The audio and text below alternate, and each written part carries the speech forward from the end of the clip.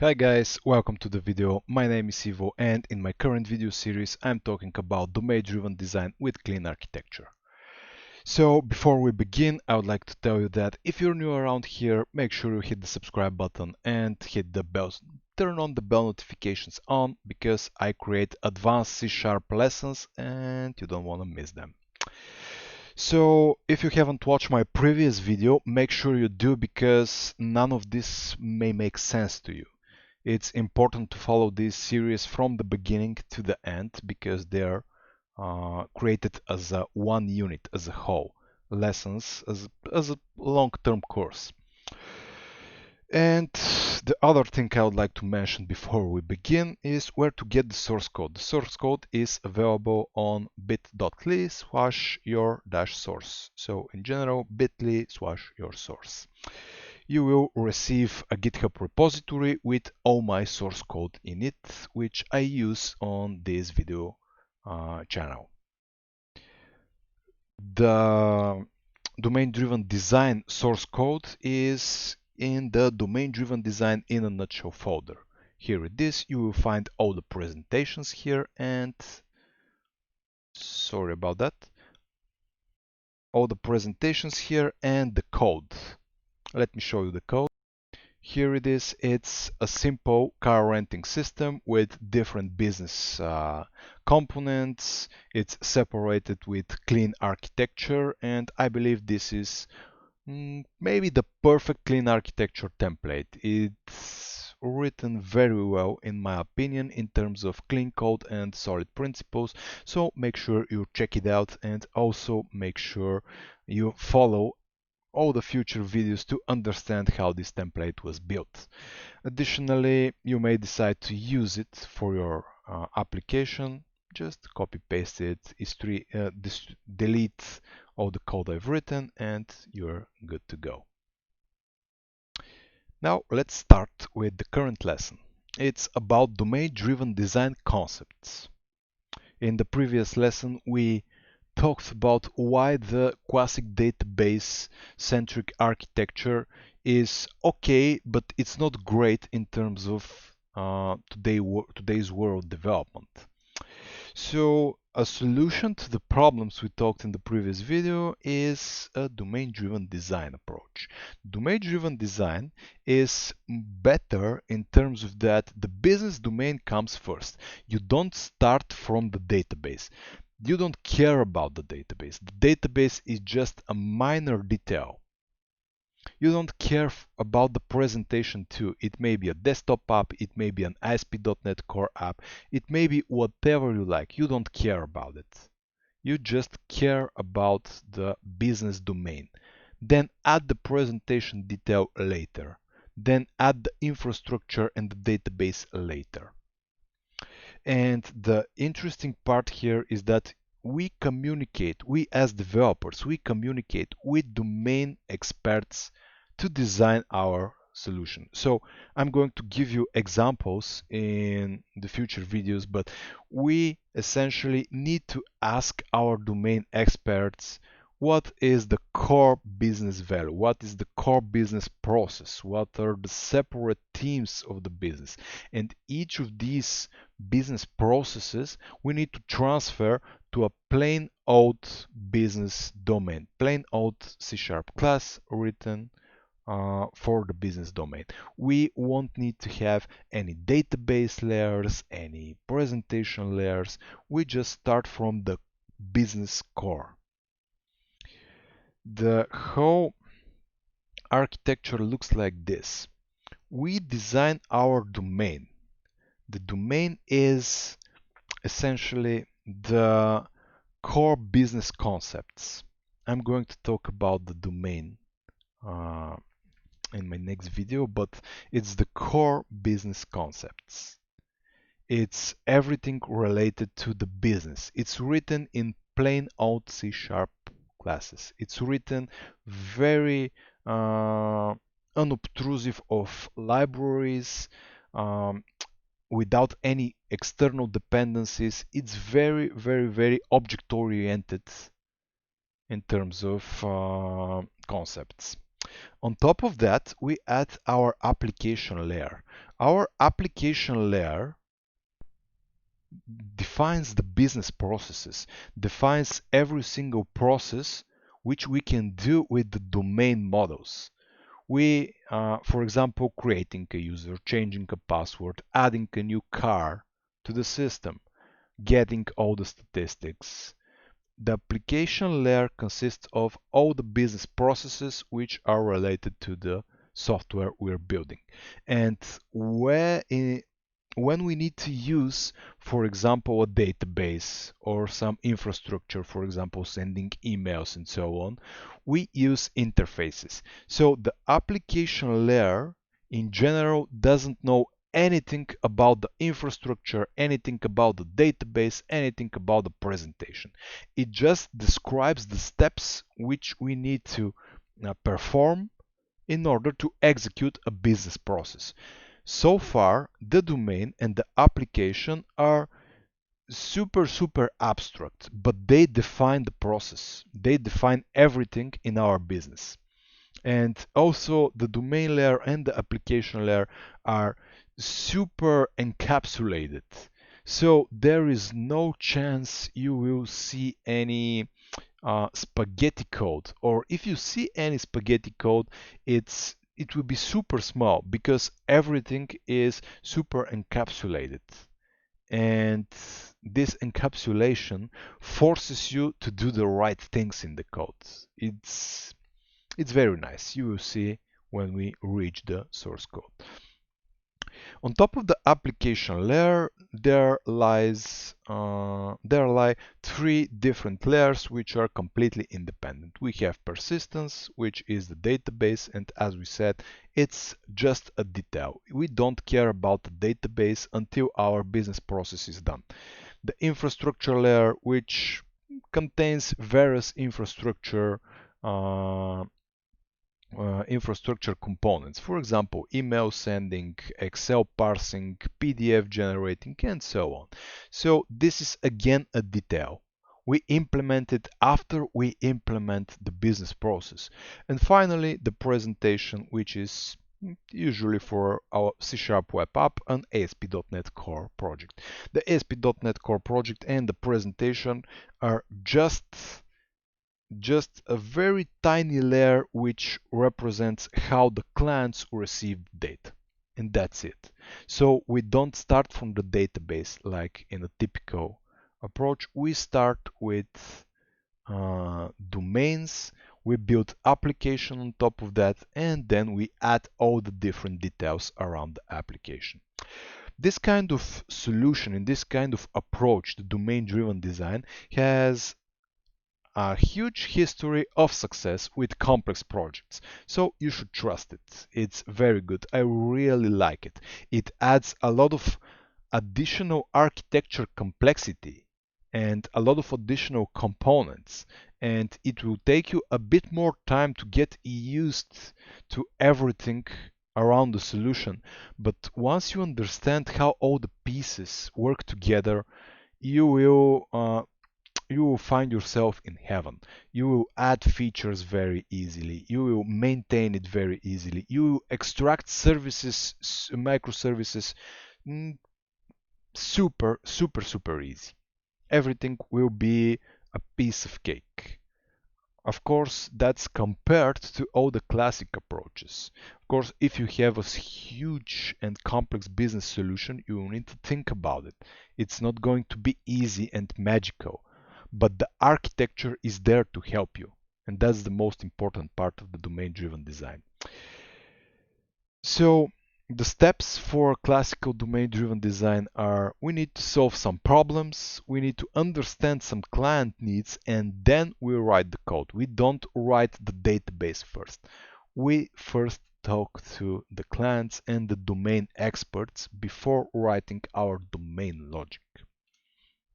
What are the benefits of the domain-driven design? First, it's very flexible, super flexible. Then you write your code with the customer's language, with the customer's vision, perspective of the problem. The way the customer expresses herself about the problem, the same way you're going to write the code. It's very mm, uh, it's it's very straightforward. You read the code as if the customer is telling you about the business process, and that's very nice. It's very readable and maintainable. The domain-driven design gives you a good path through a complex problem. If you have a complex system to solve, domain-driven design will help you with that. It's very well organized and it's easily testable. It's super organized. You will see that each class has its role, and you are forced to use these roles, which help you once you understand them, of course. It's very difficult for beginners, but once you understand the core concepts, it will be a piece of cake for you. It will be very, very, very straightforward to use domain-driven design. Testing is then also super. It's very nice to test domain-driven design solution. You can write unit test, integration test, whatever you like. It's great. The whole business logic lives in one place. You use the domain models and the application layer to describe the business process and the business logic, and everything is well organized. You don't. It's rare to find spaghetti code because chances of you to mix some spaghetti code is very small because it's super difficult. The code restricts you. The code doesn't allow you to uh, create something that is super messy. And finally, you have a lot of great design patterns to leverage in a domain-driven design solution. You have a lot of great patterns: factory pattern, command and query separation pattern, repository pattern, a lot of great patterns, and you use them right away in the domain-driven design approach. You will love it. What are the drawbacks? Well, first, time and effort. You need to discuss a lot of things considering the business logic and the business process, and that takes a lot of time. Meetings are long and boring usually. So you need to isolate the domain logic from the other parts of the application. This also requires a lot of designing to be done before writing any code. And you need to think a lot of it. You need to concentrate on designing itself. You cannot just start writing code. It takes some time. The learning curve is a bit how to say it, a bit more exponential than, for example, the classical database driven approach. This is why I believe these lessons will be successful. This is why a lot of people ask for domain driven design workshops. This is why I create a lot of workshops for the domain driven design architecture. It has a lot of new principles. You need to change your way of thinking. You have a lot of new patterns, a lot of new processes in the code. You have a lot of new terminology to learn. And you will see in the future videos that it's not super easy. It's not that straightforward. It will take some time. But if you write 2 or 3 projects with domain-driven design, you will love it. You won't go back. I promise you. Of course, domain-driven design only makes sense when there is some complexity in the problem. When you have a product which will be developed for more than 3 to 6 to 1 year, to 3 to 6 months to 1 year, consider it useful when you have a long-term project or product. Don't use domain-driven design except for learning purposes, of course, on small applications, on projects which you can do for 2 months. If you are a huge team is more than 5 to 10 people, even more, of course, but that's not a small development team. So if you're in a big team, if you have a lot of a lot of long-term responsibility for the project, then make sure you use domain-driven design. It will help you a lot. For simple data-driven and crude applications, it's not that great, but usually when you have a business problem to solve, you have a huge business complexity to write down in a code. So domain-driven design will help you. Before we continue, I would like to mention my mentorship program on Patreon. It's available on patreon.com/IvailoKenov. I'm going to show it in a minute. I'm targeting junior to regular programmers who have 0 to 2 years of practical work. The whole idea of this mentorship program is to help you advance your career. I'm providing you additional materials. I'm providing you any answers to questions you may have. I'm making you a better software developer. I'm advancing your skills. Why should you trust me? Well, because currently I'm a CTO of a large educational company and I have been training people for more than 8 years now. I have a lot of projects behind my back and I believe I can help you become a better developer. I can improve your code in terms of quality, in terms of logic. I can help you with career choices, career advancement, what to do with your software engineering life. I can help you with interview preparations and many more. Let me show you the Patreon feed. Currently, more than 52 people are happy with this mentorship program and are learning new stuff every month. I'm uploading exclusive videos, I'm uploading live workshops, I have a private community in which we can ask each other everything you want in terms of software development, and I answer every single question. I have a lot of stuff posted there. Practical guidebooks. There's a practical guidebook even for domain-driven design, how to build a domain-driven design from scratch. And it has exercises. It's more than 70 pages. So a lot of goodies are on this Patreon feed. Let me show you some examples. For example, the anatomy of ASP.NET Core request, which is the request response pipeline in ASP.NET Core, how to work with Redis databases. I post various polls, so I choose all the topics but which I believe are useful for the developers, but people vote for them. So people choose what's going to be next on the next month. Additionally, I post code challenges, some data structures, a lot of stuff, so make sure you consider it. Now let's continue. Why domain-driven design is superior comparing it to classic approaches. First, it's scalable in terms of development. Many teams can work on a single software product and it's scalable. It's very scalable. Your code will have better separation. You will see in my future videos. You will see how each different class has its own purpose, and that purpose helps you create more robust system, more stable system, and it allows you to grow the code base without introducing spaghetti. It covers all our architecture needs. Everything we covered in the previous video, domain-driven design covers it all. And we have improved patterns and flexibility in terms of development.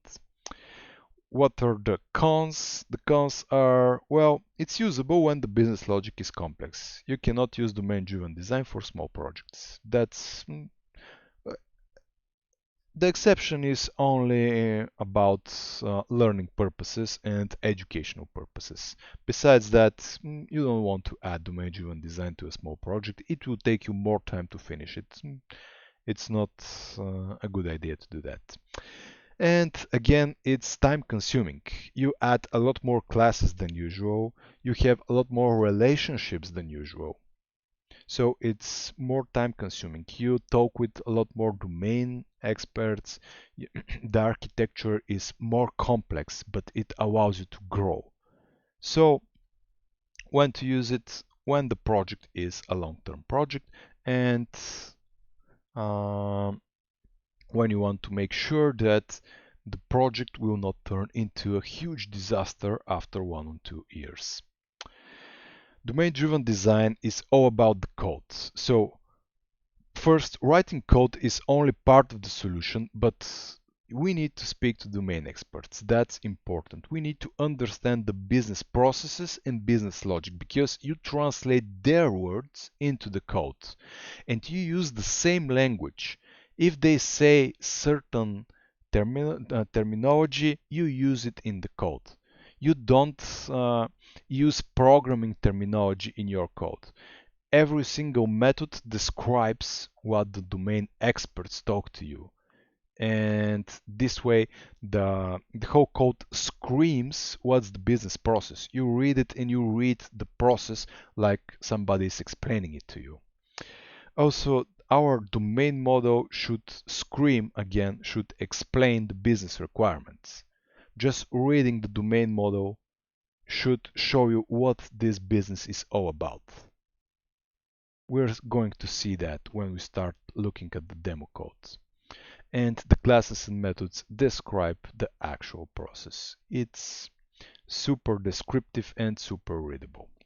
So if you have any questions about domain-driven design and why it solves our initial problems we mentioned in the previous video, make sure you leave a comment below and I will try my best to answer as soon as possible. Of course, you will help my channel a lot if you like the video and share it with a friend, so don't forget to do that. Thank you very much. Expect the next videos to come soon enough and expect this to be a long video series because we have a lot to cover, I promise you. Before I finish the video, I would like to thank my sponsors Endeavor, Smart IT and Tsuke, and I'm going to show you their websites. So if you're thinking about changing your job or thinking about new, if you're looking for your first programming job, make sure you check them out. Maybe they are your companies. Who knows? First, Endeavor. Endeavor is a company which constantly searches for passionate developers. So if you are curious about latest technologies, cloud platforms, make sure you check their website out. You may find them very attractive. The second sponsor is Tsuke, and Tsuke is a company with great culture. When I negotiated the sponsorship with my events and my YouTube channel, I was very impressed with the manager there in the office in my local town, because in the local office in my town, because she was all about the employees, all about the people. She wanted everyone to be happy. So if that's your thing, make sure you check Tsuki out. And finally, if you live in Bulgaria, check Smart IT too. They're using latest techs. They're a fintech company and they're great. They always try to make their developers better. So guys, thank you very much for being with me and I'm going to see you in my next video.